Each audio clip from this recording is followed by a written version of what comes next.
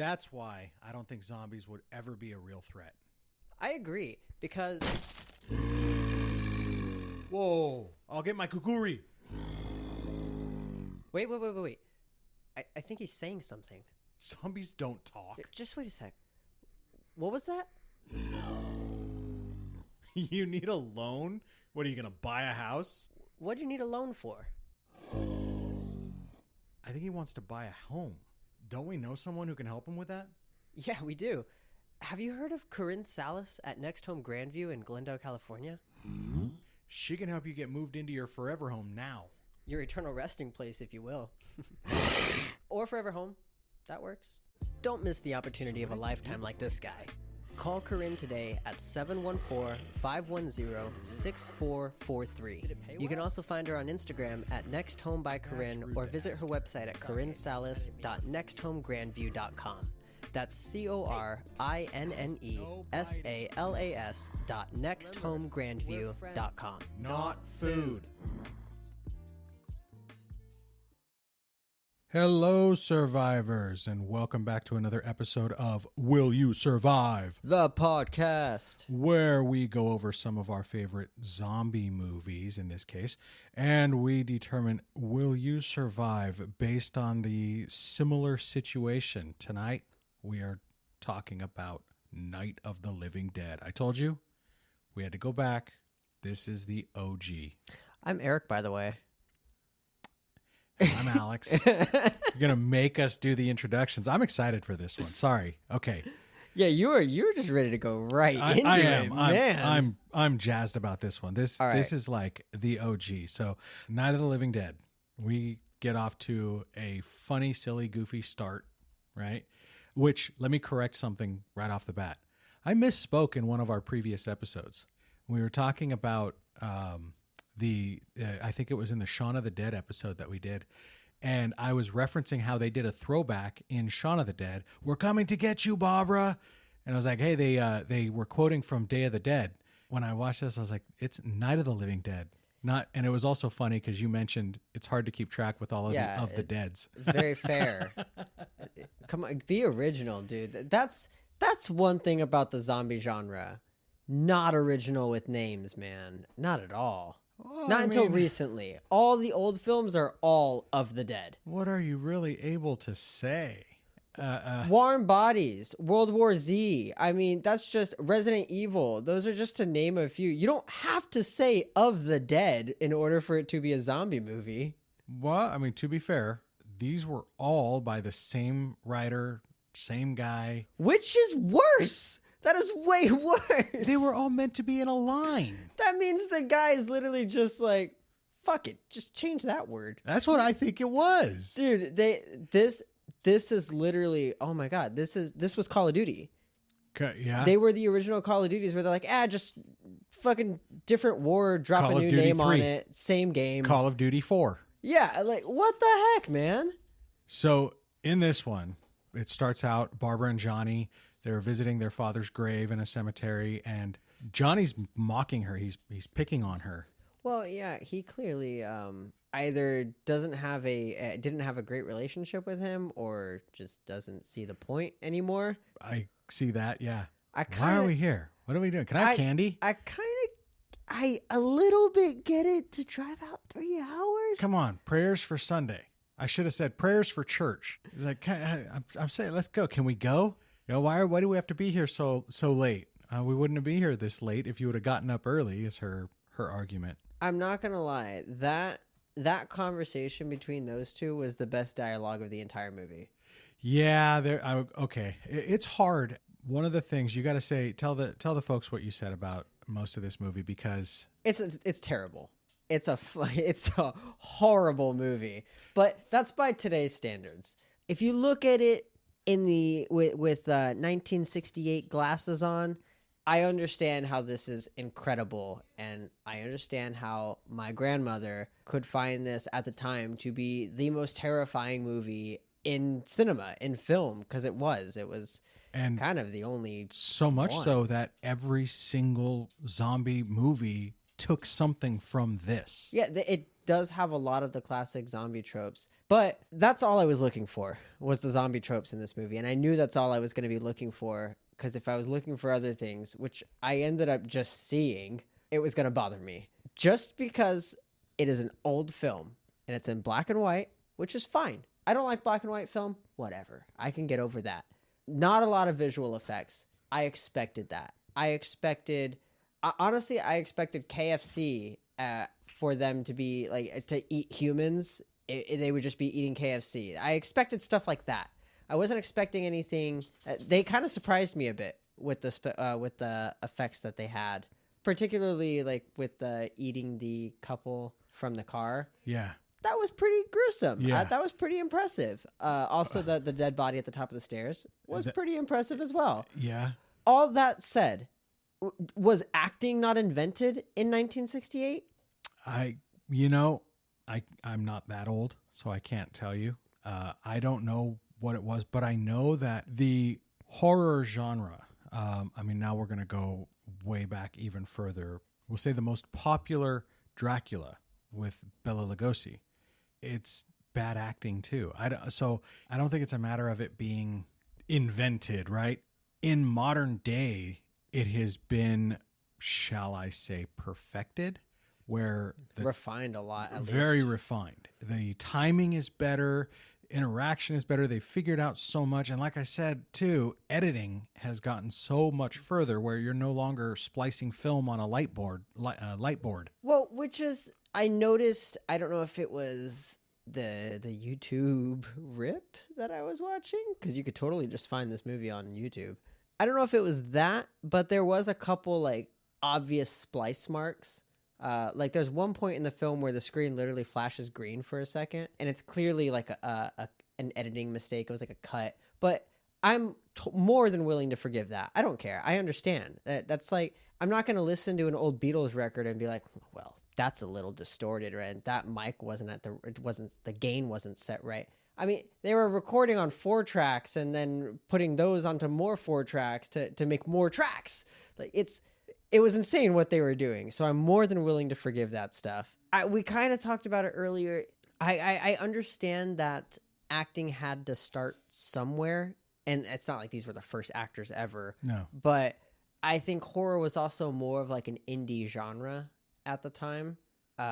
So I wouldn't expect A-list actors necessarily. And this was before George Romero was George Romero, right? Yeah, this was his first big hit.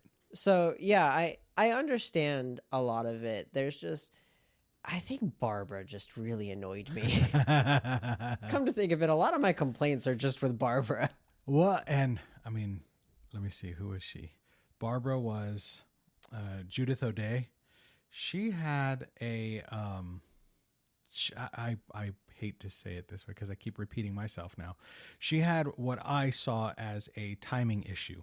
She didn't react well to Ben, who was Dwayne Johnson. Dwayne Johnson? Did I just say that? That is Dwayne Jones. Sorry. Okay, I was gonna say I feel like I would have noticed that. Yeah. Dwayne Jones played Ben, and my favorite guy. He did a fantastic job. He was dope. And there was that one point I felt like he was trying to get a reaction out of her when she's telling her story of how she first encountered these zombies, and he said, "I think maybe you should calm down." And then she started getting hysterical. So it was kind of funny because you said something about that. Yeah, you're entirely right. It's the way that they bounced off each other. It wasn't there. And they were the only ones there. Like, you have nobody else in the room to act off of. Mm-hmm. I mean, that's just as simple as having a conversation with somebody, though. Yep. I mean, that's literally being an actor. Yep. Putting yourself in that situation and just going, how does a human respond to another human in this situation? Well, to be fair, being an actor. To be fair, we didn't know. We didn't know how a human would respond under this type of stressful situation. We still don't know. But we've seen movies. Yeah, but and if you were to say actors, and this is exactly my point. You look at every single zombie movie that exists, they base it off of this.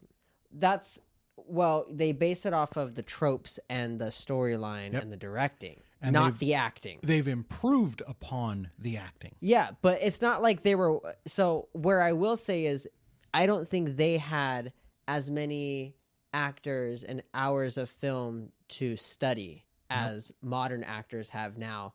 I mean, shoot, we're spoiled in our age. Right.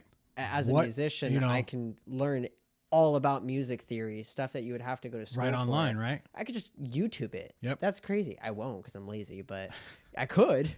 But I think that these actors kind of had to pave the way, right? Like they didn't have a movie before them to say this is maybe they had The Mummy, they had Dracula. There were horror movies that existed.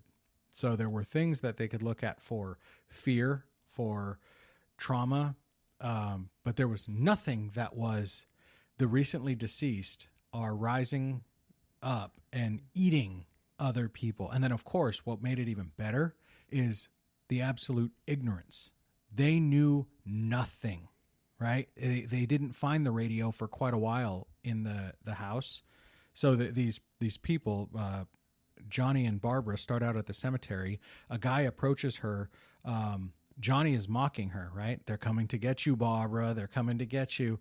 And she's like getting mad at him. And she says, I was going to go and apologize to this man because of my brother. And then he attacked me. He grabbed me. And then she started getting hysterical and telling the story. But that was the whole beginning of this thing. How would you act, right? And unfortunately here in LA, we have some examples. I've heard some people who work in LA have witnessed some of the homeless in the streets now getting violent, getting aggressive, and they'll grab people out of nowhere. So it's like, you got to take that mindset. How would you react, right? What would you do? Somebody just grabs you. You're expecting that people are going to give you space, especially in 1968. People didn't just grab people like that unless you're ready to fight. You're going to get into a fight. Which that segues into another thing, the fights. Okay. Look, I get it. It was 68, but you couldn't choreograph something a little better than, okay, grab each other's shoulders and waddle back and forth. Because that was their fight. That was the whole fight. I don't know. I wish I could give you a better answer of why everything was like that. Again, I think it was nobody had seen such violence that we see regularly. We are so desensitized today that it wasn't proper, right? It wasn't just that nobody had seen a fight. Nobody had seen violence. Like, it wasn't proper. Well, because that's definitely not true. 1945 was a little bit. Well, 1968, you were witnessing Vietnam. There were films coming back from Vietnam. There's violence, but it's not proper to show it on film as entertainment. Okay, I was going to say, do you know how common it would have been for just the average American to have seen footage of World War II, even, let's say, a decade after World War II? Pretty common. If you recall, they were sending film back and they were putting it on movie theaters. Like, you would see it as like the previews. So you go and you sit in the movie theater right now, you get previews, right? They were watching newsreels, which had footage from World War II. And it wasn't to say that it wasn't horrible, because they would see things like the planes being shot out of the sky. It was violence and death from afar, right? Well, also, I mean, when you're looking at everything with horrible contrast in black and white, it's real easy to, I think, well, I don't know, at the time, no, that's all that was filmed. That's all they knew. So it was real. That was very real, because now I think it's really easy to look at something like that and not realize that was a real plane with a real person inside going down in a real war that happened. I think there's probably a lot of people who are able to separate themselves in that manner. Then there are people who had loved ones who were fighting that battle. I know that my loved one is in a plane. They're a pilot. They're in a bombing crew. They're going through that right there, and you're watching these things, and it's terrifying to you, where you can look next to you and see somebody else who's completely disconnected because they can't relate. I know somebody who's in the infantry. They're not doing this, and maybe maybe everybody, and I do think for World War II was a better example than Vietnam. World War II was collectively the United States was on board, right? The people of the United States were Yeah, 'cause we were rooting pissed. for it. You know, we wanted our boys to succeed. None of these dogs can just lay down. No. We have a surprise guest. Well, I mean, not really surprised, but we have a guest. It's a different puppy. Her name is Betty. Betty, want to say hi?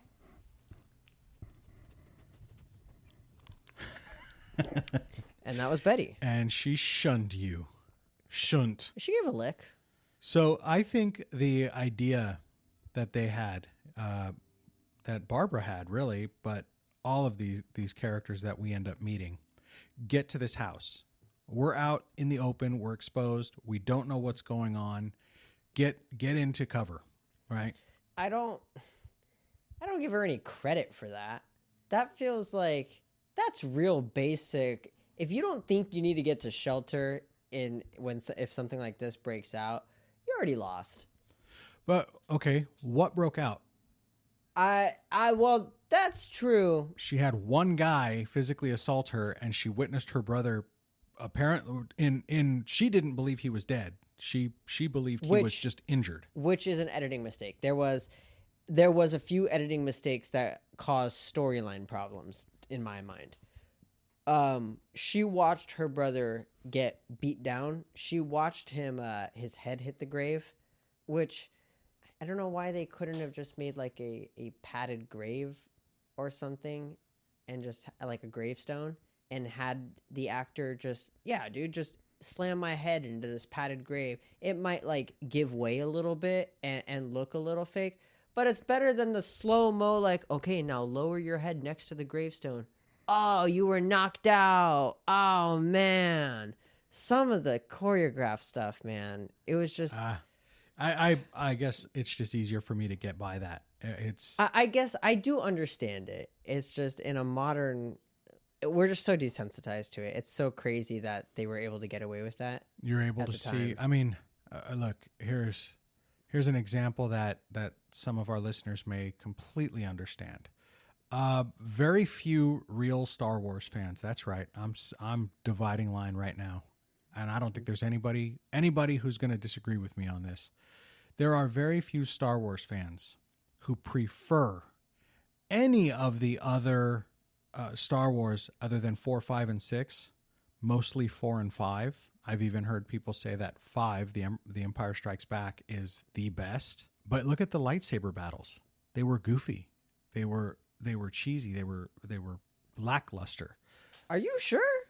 I'm very sure. By comparison to what they did in The Phantom Menace, the whole story of the pod racing sucked. Wait, which ones came out first? 4, 5, and 6 came out first. Yep. You're right. 4 was the first one. Yeah. Because I was gonna say the one with Obi-Wan and Anakin, they were fighting. Were they the ones who fought the droid with the 4 lightsabers? Yes. General Kenobi. Hello there. I love that guy.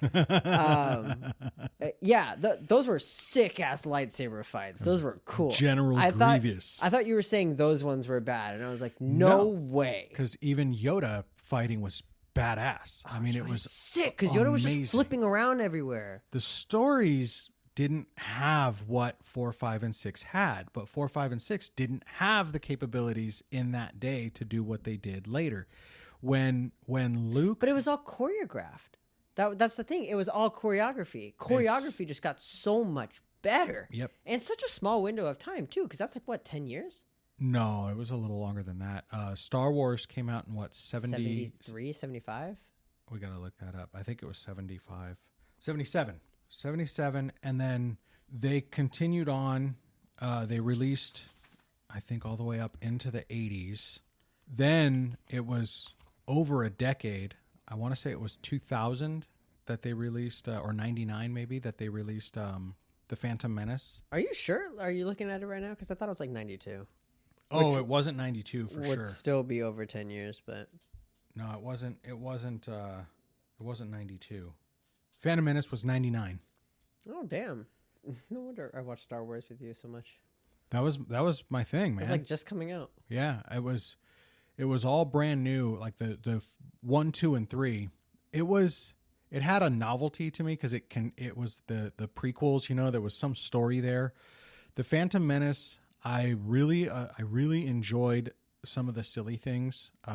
Very few people agree with me on Jar Jar Binks. Like, I love Jar Jar. He's Good. my favorite character in Star Wars. It's not that he created any good story or he did anything relevant. He was funny. He was comedic relief. That was it. I'm not saying that he was a great character or he did anything useful. No, he was a great character. Anybody who can get me to unironically say Misa is just too powerful and too great. But then the other things that I enjoyed were the choreography of the lightsaber battles. They were fast. They were epic. You know, they were moving. And I went back and watched episodes 4, 5, and 6 again after all 1, 2, and 3 came out. And I remembered on 4 when you watched Obi-Wan and Darth Vader battle for the first time. And it was like, God, back when I only had this as reference, it was so cool. Well, because that was like... all missing, right? Yeah. Whoa, whoa. All the new ones like... and flipping and spinning and all of that, and everything was so freaking cool. And I think you gotta give it the perspective that everything was like that. Like I said, I get it and I do understand it. It's just so wild how far we've come. And now, but there were some fights that were like, okay, the fight between Ben and Cooper, Mr. Cooper, that was reasonable. That was reasonable choreography. It was the camera angle be slightly off center, and Ben punched to the left of him. Punched through. It looks like, but it's funny to me because that's the one I criticized more. What? No, because that one's like, people still do that. That to me is like the technique was there. It's not refined. Nowadays, it's refined. But I liked the battle I liked the fight between the zombie and Johnny. That was the dumbest fight I've ever seen in my life. Didn't bother me at all. The one with Ben and Mr. Cooper, I could clearly see he's missing him every single punch. The timing of the blows was not quite right. Now, 90% of the population is going to watch that and not notice that the hit comes slightly after. No, they're going to notice. That's pretty obvious. And I was watching. No, I think most people don't notice stuff like that. Most people, you watch it and it just is what it is, you know? I think in modern films, it's really easy to overlook something like that because everything's so fast. Normally, right after something like that, it's camera change. Right after someone gets punched, camera change. So you don't get to really see what happened right after there. They're trying to fool you. They're trying not to show you. They're trying not to ruin your immersion. But the Johnny fight was it was just so silly. At least the Cooper Ben fight was, I don't know. I already said it. Like the technique was there. They were doing it right. It just wasn't really refined. The Johnny zombie scene, I don't even know what the hell that was. Didn't bother me. That wasn't even a fight. That was more of like a hug session with like waddling back and forth. But I guess like for me, most people don't just get into a fight, right? I knew this is a zombie movie. I knew that this was a zombie right off the bat. I knew what to expect. But most people, you see someone attacking one of your loved ones, most people are going to grapple, right? Try to pull you off, push you away, and I agree. Remove you. And that's what I was seeing. That's not what I was seeing at all. Well, listen to me. What I was seeing was Johnny gets him off of Barbara. He grabs Johnny. Mm-hmm. Now what you're seeing is, what would you do if some random dude just grabbed onto you? We're not disagreeing. I don't think you're going to be throwing blows and punching him. You're going to be pushing him. You're going to be trying to get him off you. That's what was happening. No, that is not what was happening. That's exactly what was happening. No, because my whole point is the intensity. The Ben Cooper scene, there was intensity. They were fighting. That was a fight. And although it was a little unrefined because in the he was technique. mad. Mr. Cooper tried to kill him. What the Johnny? The zombie just tried to kill Johnny's sister. He didn't know that. Okay, There were no accounts up to but this he's point. getting attacked. Yeah. So but no intensity. Well, no, she got attacked. And then he got attacked. And then at that point, I mean, you can't He say went there to was step in. You can't say there was no intensity. There was no between he the actors. He put the zombie on the ground. I'm not saying story wise, because story wise, yes, that was a fight, and Johnny died in this epic fight. That's story wise. What we actually saw with the actors, there was no intensity. I didn't. That's what see I'm that. saying. They were. I'm gonna. This is gonna be completely useless for our viewers, but they were doing this. Our viewers, Yeah, our viewers, our listeners. watch this, guys. You know, they were Watch doing this. Watch. Look. But that's not what he was doing. Yeah, go back and watch it. I don't even think he was actually grabbing the guy. I think they were just open palm touching each other. It was so weak. There was no fight in that at all. While I agree that there was a lot lacking there, I don't think that it was for, again, I think this was poor acting, not poor writing or poor. They didn't execute what was supposed to be put in front of you. But again, watching this kind of activity on screen for a fairly new time, never seeing a zombie before. The other things that tripped me out on this were very few movies or TV shows showed what this one showed. They still had a momentary or a limited function of memory.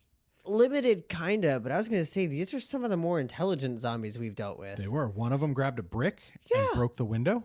They grabbed tools to break down the doors. That little girl grabbed that trowel and stabbed her mother to death. If we're just going to go based off of that, yes, I survived because I don't just sit there for 5 minutes and wait for the child to approach me and stab me. That was one of the things. Now, mind you, that was like all movie writing of the day. I remember one of my mom's biggest complaints of any horror movie. She would tell every female role, "Oh my God, just stop and let him kill you. I'm so sick and tired of seeing you fall down and lie on the ground." Yes. So this was not uncommon, right? This was how they portrayed anxiety.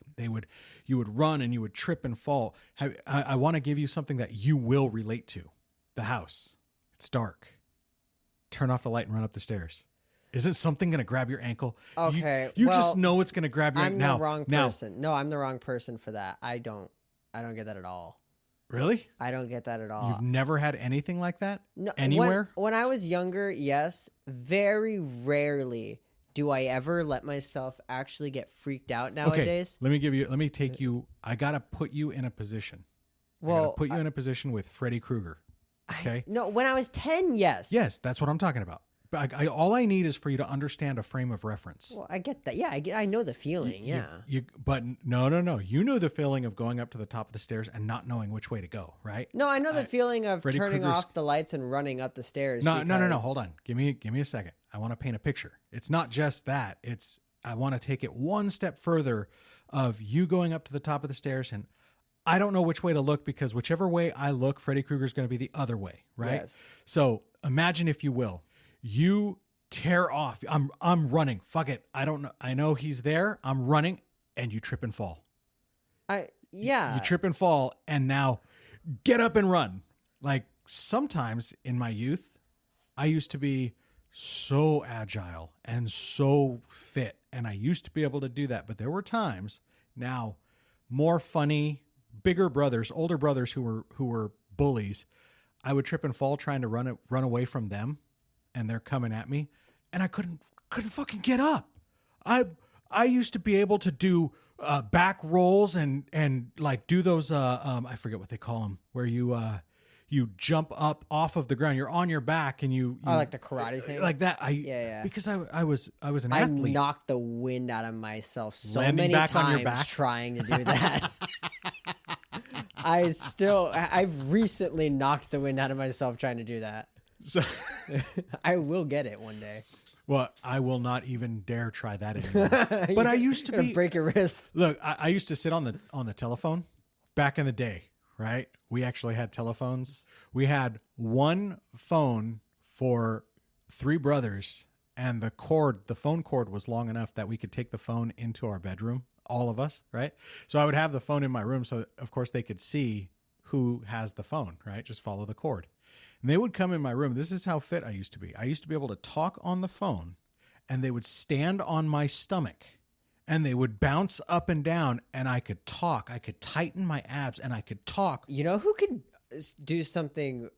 I'm not gonna lie. She one up you. I think it's Pink, the music artist. Mm-hmm. She does a lot of like aerial stuff. So obviously you need a really tight core.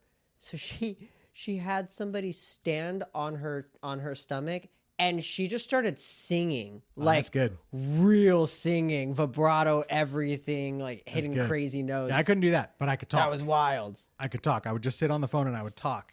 And it was like, it became like a funny thing to them because I could do it, and they would try to get me to break. But this is the kind of stuff I would put up with. And if I would run and I would trip and fall, the panic, right? So, okay. I'm trying to get you to feel that I panic. kind of get that, but I get it in a different way.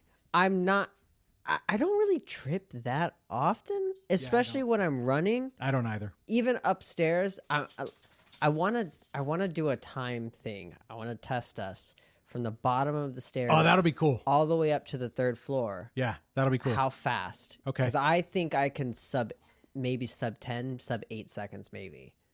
Wow. I'm fairly confident in sub 10. Sub 8 would be really pushing it. I think you'll fucking destroy me if you think you could go that fast. I don't. Not with these boots. These boots are heavy as shit. I think but if I had my shoes on, I think I'm happy with sub 20. 20 seconds, I could definitely sub 10 those stairs. I leap and bound those steps. I take like 3 at a time. Although then again, almost all of the time that I'm climbing those stairs, I have my backpack, my jacket, my lunch. Yeah, I just want to do basic clothes, just normal tennis shoes. Yeah. And we'll just, don't break your ankles. No, I can run. Okay. I'm not jumping down the stairs. Well, this is climbing. That's okay. I'm not going to jump down the stairs. Cool. So I could go up. I'm not huge on tripping. If I trip, it's usually walking, not running. I'm the same. Now where I get that fear, going back to that. Oh, wait. I do have one thing I have to say. I was on a jog. I'm down here, right outside, and I was doing an out and back, right, as opposed to a loop. Mm-hmm. So I went all the way out, turn around, I'm coming back, and I'm like trying to keep myself, okay, keep going. Don't slow down. I don't want to slow down, and I'm timing myself, so I'm wanting to get back faster than I got out to my point, right? So I was so tired that there's a point where the rain gutter comes pretty deep so you're going from the sidewalk down the ramp into the rain gutter, and I like kind of mistimed that, and one of my right foot, my toe dragged. I hate that. And it just went that sound and like it almost knocked the wind out of me. I didn't fall, but it almost knocked the wind out of me. It hit so hard. And I stumble and I caught myself, and then I kept running, and then I was like, yeah, it jarred my whole body. So your body just went, did I break it? That's what just happened. Your mind panicked and was like, is it broken? What did I do? It was unbelievable. Okay, so now the panic. That fear, I know that fear of, for me, it's not tripping and falling and not being able to get back up. It's my cousins are chasing me and I'm trying to run into a room and lock it. Oh, that's good. I am never in time. They are always right there as I'm trying to just turn that stupid little knob. That's good. That's where a great example. Okay, so that's what they want you to feel. And they always use the girl falling down and like not moving. That's fine. I think there was a lot of, and again, these are very loose critiques because I really do understand the time period, and I'm not suggesting that this movie is horrible for its time. In today's world, it's a terrible movie, but at the time, I understand it was a great movie. Guys, I completely disagree with him. I think you are going to be hard pressed. A great movie, even in today's time. It stands the test of time. dumbfounded. I'm not being sarcastic. There is that's so crazy. much better about the movie than the bad. There is so much Okay, good. we'll get into that. You distracted me. That was my point. What were we Stop talking trashing about? on my movie, man. It's a shitty movie. This is not a shitty movie. This is the grandfather. This is the Just Godfather. because it started a great genre does not mean it itself is good. It was fantastic. It was monumental. That- It started everything. It was the Godfather. It created everything. The Nazis created a lot of modern medicine. It doesn't mean they were great. This is in no way close, except for zombies are That's just a as evil. Similar comparison. No. To say that No. because that sparked everything else, that itself is great. No, that was pretty bad. No. Okay, here. I'm just going to put you on blast right now. To prove the point that this was a great movie, this is one of the most profitable independent movies ever made. Made for $114,000, equivalent to $941,800 in 2022. It grossed approximately $30 million, equivalent to $247.8 million in 2022. Over 263 times its budget. Yeah, that's great. At a time where it was the only zombie It movie. pulled, but it wasn't like it was the only movie. You know, there were That's not what I say. The only zombie movie. okay, but it wasn't like This was the first time zombies were on screen. This was a horror zombie no, film. no, it wasn't. It wasn't. There were other zombie movies that came out before Night of the Living Oh, Dead. no way. Yeah. It was worse. Well, I'm just different. fucking with you at this point. And I also have to say, The Mummy is a zombie. I do agree. Okay, what about Michael Myers? No, Michael Myers isn't a zombie because he just keeps fucking coming back. But how? It's something to do. He's got mommy issues or something. I don't know. Okay, I don't know how that works. What about Jason Voorhees? He died. Oh, wait. many times. Maybe it's Jason who has the mommy issues. He does. It's Jason He with does. the mommy issues. Yeah. I don't know what Michael Myers' deal is. What was Michael Myers' deal? I don't know. He's just this dude I think we're who gonna doesn't have die. to. We're gonna have to investigate that movie because that one. I mean, There's like 50. What do you mean? the OG. We got to start with the OGs. Well, okay, no, hang on. The OG or the best one? What would be the best one? Well, I mean, we'll have to look it up, but Okay, I'd be willing to do that. Yeah, look up what's the best. but I do think Jason you and I movie. agree on one thing. Freddy Krueger is like demonic, not zombie. He's I not. wouldn't call him zombie. Yeah, No, he's no. supernatural. He's not. yeah. He's not. I'm He's not metaphysical. I'm going down the route that I think Jason and Michael Myers are supernatural too. Just Ooh. in the fact that they just keep freaking coming back. They never stay dead. I mean, but So- that's technically a zombie, no? Zombies. I think- Zombies can be killed. I think Freddy Krueger's different because he's not in the physical world. No, Right? But Jason is. Michael Myers is. But that's not the standard to whether or not you're a zombie.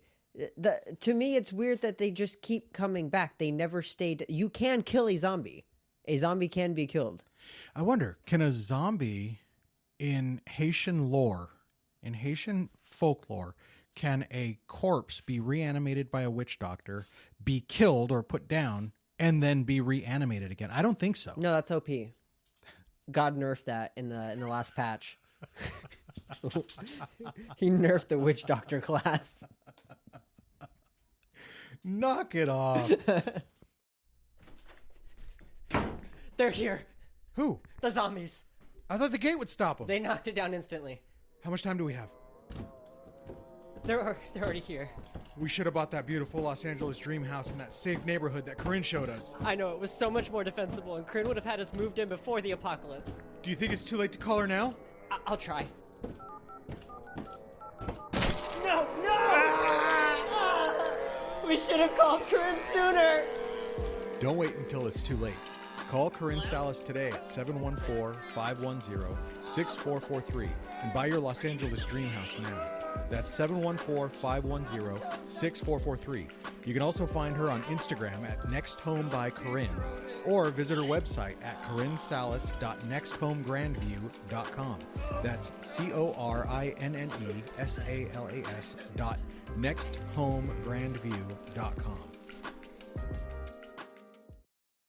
Ooh, here we go. Before Night of the Living Dead, early zombie movies. So, this is why I think it's just like a fascinating genre because it did exist, right? So, White Zombie in 1932, also starring Bela Lugosi. That dude was just everywhere. King of the Zombies in 1941.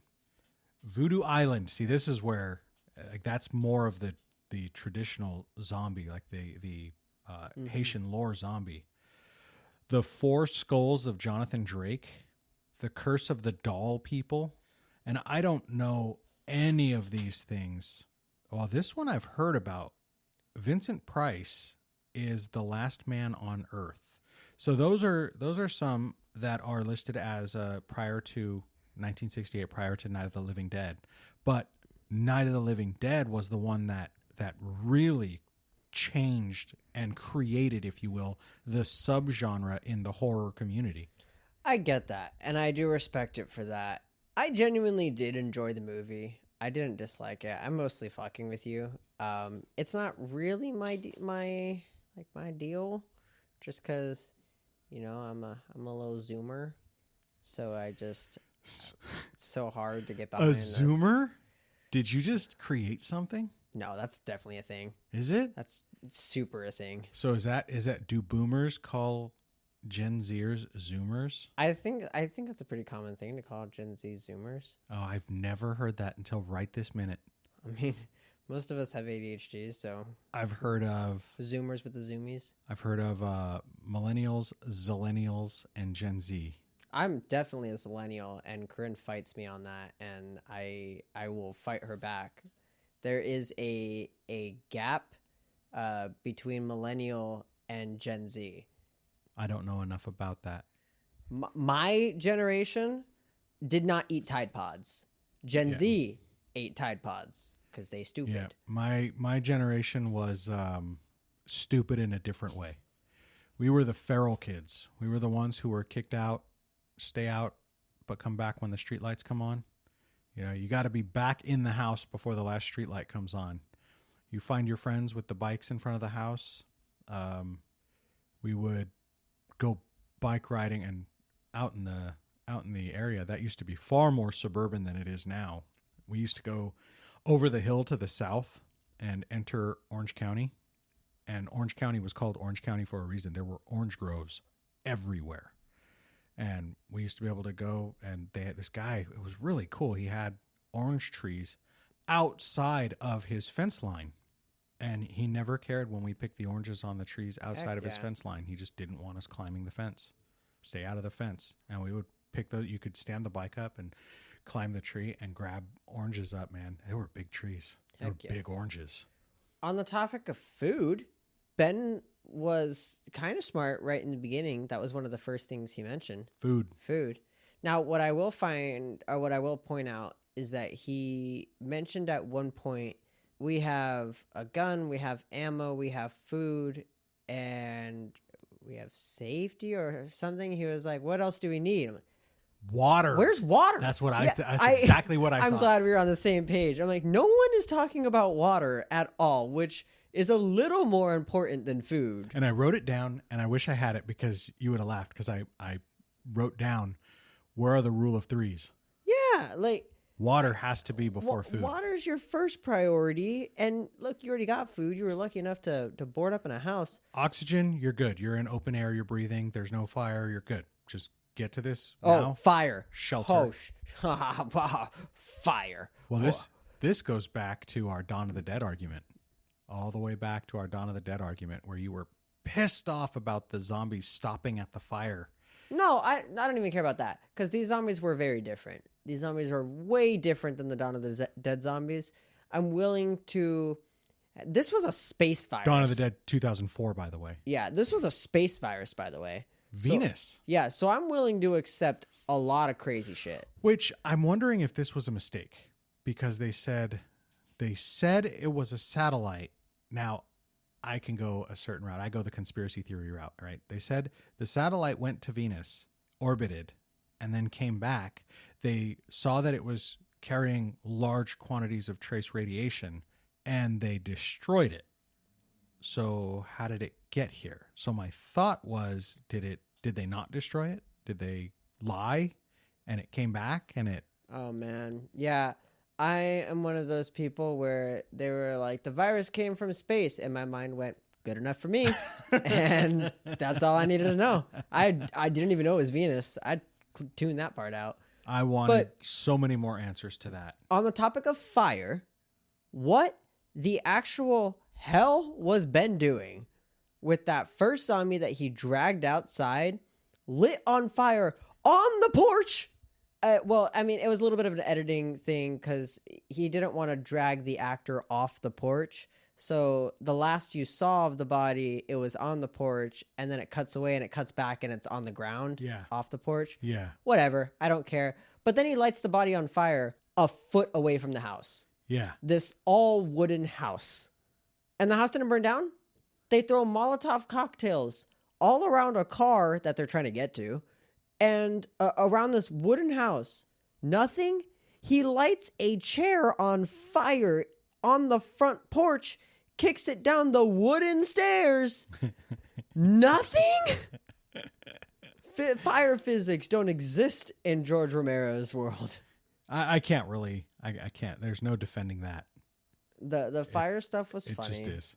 It was silly. It was just a way to use fire, which I kind of think is cool. I'm a bit of a pyro, so I love the use of fire whenever you can, but I get all of your points. They're all valid. I was so shocked that some zombies caught fire. You were shocked that some of them did? I tend to speak out loud. I guess I just like the sound of my own voice.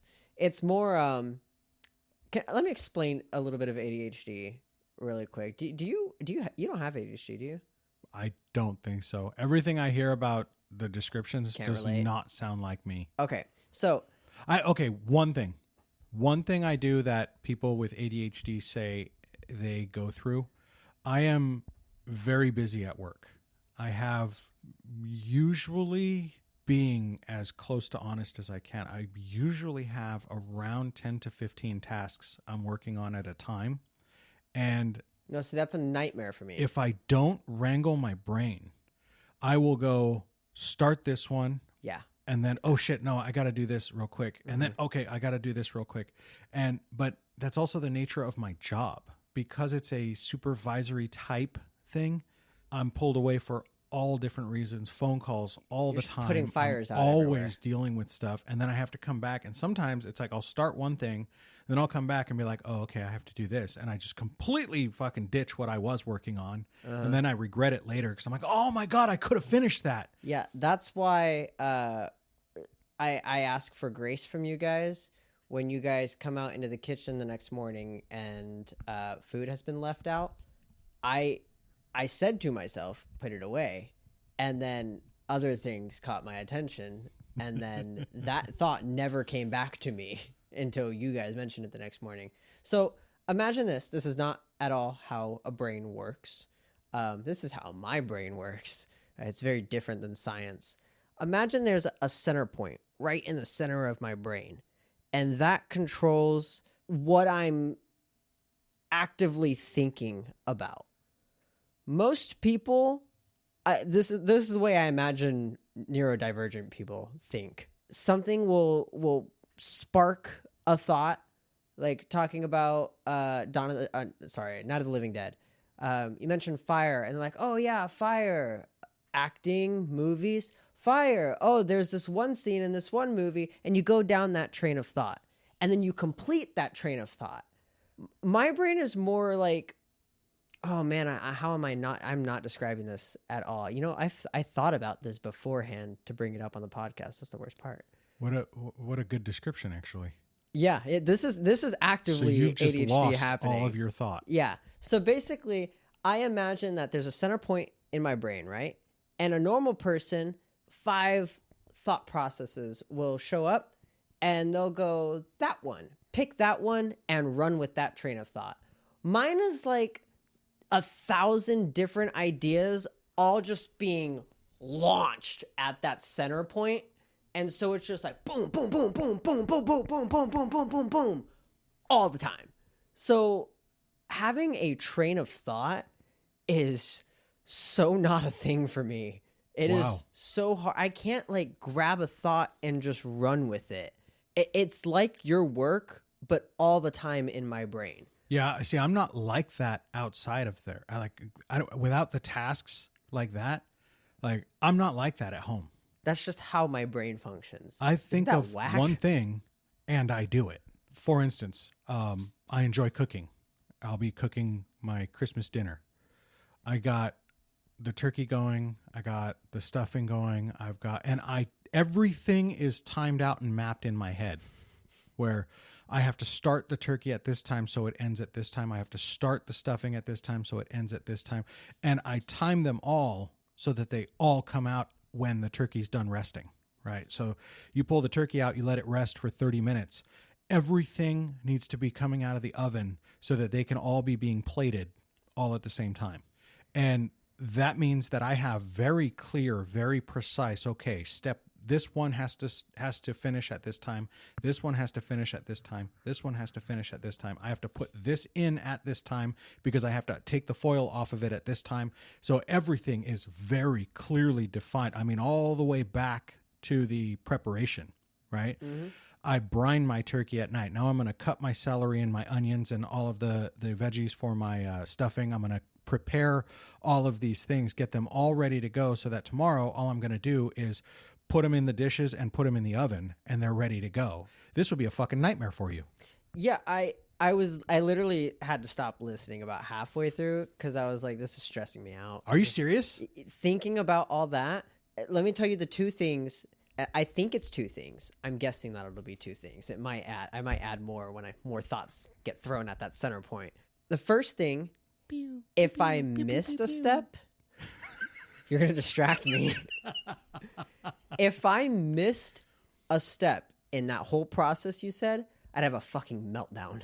Wow. Because it's not that I can't, I've learned to recover. I've learned to, oh fuck, I forgot that. Okay, I gotta, what can I do? What can I do? I literally had that last night at work. I called you in a panic. Mm-hmm. I have things planned out, and when they don't go according to plan because of my own damn fault, it's really frustrating. Mm-hmm. And it's really hard because it's always something stupid like I didn't cut the veggies and they need to go in right now. I am not a good cook. So a 25-minute recipe will take me an hour and a half. Okay. Because when it says a half a pound or a pound and a half of chicken cubed, then I'm like, okay, before I even fucking pull out a pan, I am chopping this chicken into cubes. Because the recipe is like, step 3, chop your chicken and place it in the skillet. I'm like, no, things are already cooking. Wow. There's no way I'm going to get that done while those things are cooking. Because now I'm stressed about that cooking and taking too long here. Okay. And it's too many things going on. That's why you would hate me in the kitchen. Yeah, I'm not a good cook. I'm very precise. I'm very precise with everything, and I have a very specific order of everything that I do. That's why I prefer to do it alone. See, what I would need is a really detailed checklist. The problem with a really detailed checklist is now I'm spending way too much time reading the checklist. And I'm thrown off on all the times. And that makes perfect sense to me because your brain doesn't allow you to retain the information. No. I can read that checklist. Oh, no. I'll read it at night. I'll look it over, right? Because I do all of my prep work. I read it at night when I finish. Okay, I'm doing this. This is first, second, third, fourth, fifth, sixth. I mean, it would just prohibit you. It sounds like all of those thoughts would prohibit you from being able to do what I do, where I come up in the morning, I look at it, I read that checklist again, and I virtually memorize it. Like, no, I have a really great memory. It's not eidotic, it's not photographic, but it's close. I can look at a book. I can read a book one time and remember something from it. If you tell me like, oh yeah, I read that book, it had like this part in it, I could go find it. I'll be very close to That's why I for the life of me, I cannot remember Bible scriptures. Like when pastor just whips out Bible scriptures and she's like, yeah, it says this in Mark 17:3. I'm like, how do you just know that? No part of me could ever know a book that well. Well, I mean, you got to think like if you're doing it all the time, you might be able to. See, there's certain things I have come to memorize. Most things music wise. Lyrics. Oh man. Chess? I can remember lyrics. I am horrible at chess theory because I will forget the move. Oh. I will forget the right move. That's why, well, I'm horrible at studying chess. Okay. Because there's no point in me studying a move when I'm going to forget it when it comes down to it. What I need to know is the why. I need to know what my goal is with a position. These are your first 3 moves all the time. Let's say the London system. It's my favorite. These are your first 3 moves. You will do these every time. Now I need you to tell me what are my goals. What is each piece supposed to be doing so that I have an idea of how to develop further? Because I can't memorize moves. I understand that entirely. Because while I do understand it, I understand all of those moves and I memorized all of those. Sorry, let me rephrase that. I don't understand it. I know what the move is supposed to be. But you will always beat me because I go by what I'm told. This is the move. I don't understand the move. You have to understand why you're doing something. I just move it because it said to move it there. Because chess puzzles will teach you that real quick because you'll finish a whole puzzle and just go, that made no sense. I do. Why would you do that? Like, that doesn't make any... Why would they not do this? And that's in chess where you have to take it into an engine and go, well, why wouldn't they do this? And then you do it and the engine goes, you're stupid because what if I do this? And you're like, oh... I am stupid. Well, but that's how you figure it out. Speaking of chess, making moves, I got to bring it back to Night of the Living Dead and see, for you, you're out, you're wandering, you're whatever you're doing, whoever you are. Ben, he was at a restaurant, his story was awful. He heard all of the horde get in there and all of the screaming, and there was nothing he could do about it. Ben's story in a modern movie, I pictured it. The zombies clinging to the fire truck as it rode through. I saw that. That looked dramatic. They couldn't recreate that on film. Mm-hmm. They couldn't recreate something like that. That's what I imagine the zombies were supposed to be like. They were supposed to be a lot scarier and more daunting. And the fact that he took out 2 in the front yard was supposed to be like a holy crap. He took out 2. Remember when he took those 2 out with the tire iron? Yeah. In the front? I think the way he was telling that story was how scary the zombies were supposed to be. Yeah. They just couldn't quite replicate that on film. So that kind of changes my answer on will you survive? Because initially I was like, of course I survive. You just run through them. They're slow. Yeah, they get you in numbers, but just don't let them get you in numbers. Don't go hiding in a basement where there's no exit. Mm-hmm. Oh, which we didn't even talk about that. Oh, I agreed with staying above ground as long as possible, not going into the basement. I would have done one thing different to have survived this movie. And I would have done this from the beginning. Once we can't get out, I put a notification out of the upper windows that I'm alive inside. He had so much time wandering up and down the stairs, right? They found the TV. They turned on the radio. You had a radio. You didn't really need the TV right away. What you need to do is let people know that you're alive inside. Yeah, you're right. That's a good point. But seeing the door broken open and all that, if I was that police force moving through, I would assume that's an old sign. They already got overrun. I mean, all the doors were broken, the windows were broken open. True. Yeah, I guess he would have had to have known that there were people out there, which, I mean, again, we've said this all the time, but in 1968, I don't think I would have known this. People are the real enemy. And not that they were bad, but they're your enemy because they're looking for zombies. Yeah. And then Ben's like shambling around the house. That's another thing. Like he heard the cars pull up. He heard all the gunshots. Why would you not immediately go out with your hands up and be like, hey, help me. I'm alive. I'm with you. You heard all the gunshots. You heard all the people. Yep. What are you waiting for? You heard the dogs. What are you waiting for? Go out. And the calamity drew all of the zombies back outside. Like, what are you waiting for, dude? So you're like, hey, I'm alive. Don't shoot. Don't shoot. Yeah. I would have, but also he was safe in the basement. So if you would have put that sign out, right? Alive inside, help, alive inside. and they kill everything and they go and they knock on the basement. Yeah, I'm in here. Like, oh, okay. So somebody is alive inside. I suppose so, yeah. Because what you don't want is you don't want them to just set the place on fire without checking. Big bonfire. And you're downstairs, you're in the yeah. basement. The basement was just such a horrible idea. It was the from last everybody. resort. It should have been, and it was for Ben. Well, even Ben, I feel like he could have. I mean, what are you gonna do if help doesn't come? Yeah. That you're just gonna starve to death down there? My thought process was, why are you running downstairs where there's no exits? Run upstairs, draw them up, try to get as many inside the house as you can, and go out a window. Nice. And just run. They're so slow. Just run a mile. They will never get you after that. And they'll be clamoring to get you out of the window. Yeah. Reaching out. Huh? So what do you think? Do you survive? I think I survive. If they're exactly like they are in the film, I survive as easy as I survive. What was that other, the kids one? Little Monsters. Little Monsters. I survive it as easy as I survive that If you're one. happy and you know it, clap your hands. I think I survive it too. We have It's enough. hard not to.